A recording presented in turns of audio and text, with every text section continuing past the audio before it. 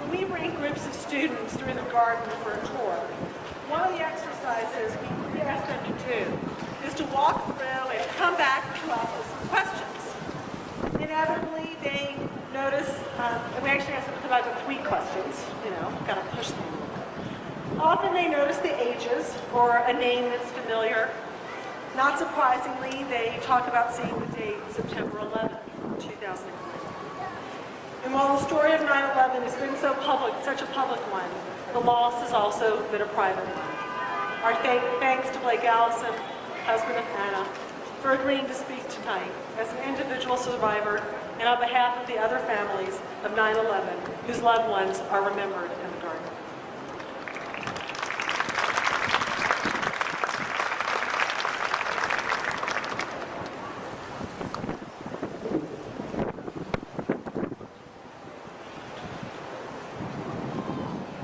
It is an honor and privilege to represent the families of September 11th at this solemn ceremony, honoring the memory of our loved ones and fellow citizens lost in homicide.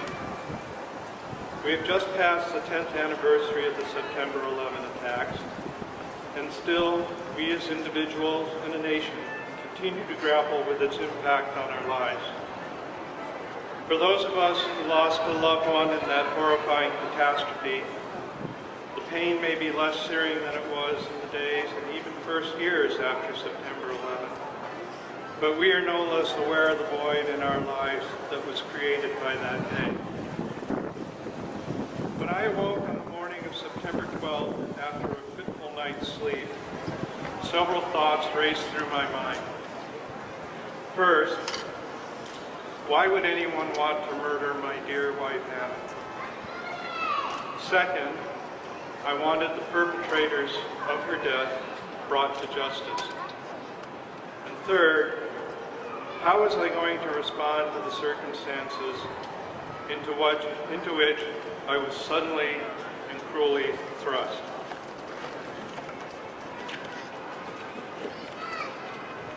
I was determined in the last instance to honor Anna's memory. That would mean moving forward with my life, not giving in, not allowing her killers to claim me as a victim too.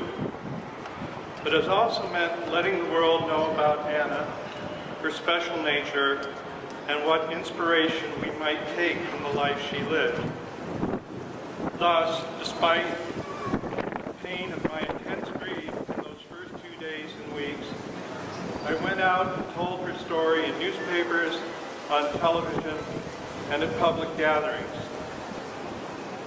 At her memorial service on September 30th, the day that would have been her 49th birthday, I gave a brief eulogy. In it, I sought to share my memories of Anna in a way that would both comfort and inspire her family and friends at that time of great loss and uncertainty.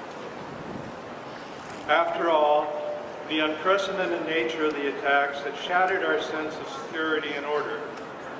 There was at large considerable worry and wonder about what the future held and how we should go forward. I reread those remarks yesterday and find they still ring true enough that they are worth sharing here with you. They give a chance for you to learn a little about Anna, while at the same time giving insight into the message of hope that has sustained me these past 10 years as I have undertaken this uncharted journey through life without her.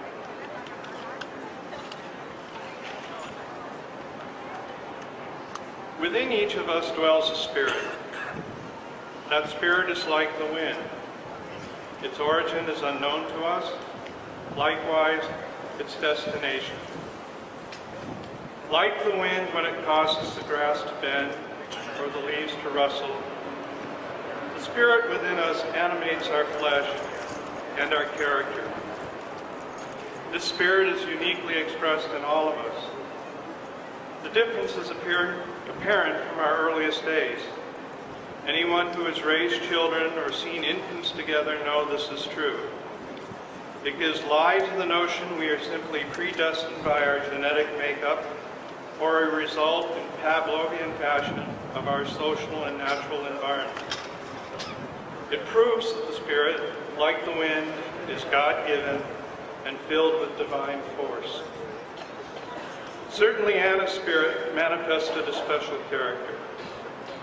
As I have talked to people who knew her, from parents, siblings, and cousins, to longtime friends or colleagues she met as recently as only a month ago at a conference in Colorado, I am struck by how consistently these qualities were expressed from her earliest days to the present. Anna's unique temperament, I'm sure, will be familiar to all. The unconstrained laugh that would sometimes seem to engulf every fiber of her being, her seemingly bottomless reservoir of optimism, her strong streak of determination, her boundless capacity for love, her inspiring sense of wonder at the natural world and its beauty, and an uncanny ability to befriend people. Because Anna offered us so much, we feel the sadness of her loss all the more keenly, and it would be easy in the face of that sorrow and the larger numbing horror of the last few days to be paralyzed into inaction. But to do so misses a better possibility and does not honor the example of Anna's life celebrated here today. As persons invested with Spirit, we can be greater than the fact of our flesh. We have a choice regarding how we respond to the circumstances with which life confronts us, whether they stem from our own biology or they affect us as a result of events in the larger world. In the Christian Bible's Gospel of Luke Easter narrative, we are told how two women followers of Jesus went to his tomb early on the Sunday morning after his crucifixion to anoint his body with spices. They arrived and found the stone rolled away from the tomb and Jesus' body missing. Their perplexity turned to terror when two men in dazzling clothes appeared beside them and said, "Why do you seek the living among the dead?" I think that account provides a good lesson for us as we seek to make sense of and respond to Anna's loss and the numbing events of these past few weeks. We should dwell not on those sad circumstances, but should acknowledge that through her wonderful Spirit that touched us all, she is not among the dead, but still resides among us, the living. Anna was a confirmed glass-half-full person, and she approached every day seeing it filled with new opportunity. With that opportunity, she saw hope, and with that hope came the possibility that something better could be created. Anna's life can be a shining beacon, helping us to see each day's opportunities and possibilities, inspiring us to create a better place both as individuals and in culture. If we choose to embrace life and move forward by following her example, then she will always be with us, and we have the possibility of not staying in, but traveling beyond this tragic time. I'm grateful for the chance to share with you a portrait of my dear late wife, Anna, as well as some thoughts about my own journey, a work still in progress, and one that has benefited greatly from the love of my now wife, Nancy, and countless gifts of love and support from family, friends, and complete strangers. Perhaps during this time, you have felt the spirit and living presence of your loved one, or perhaps pause to reflect upon your own journey and its possibilities.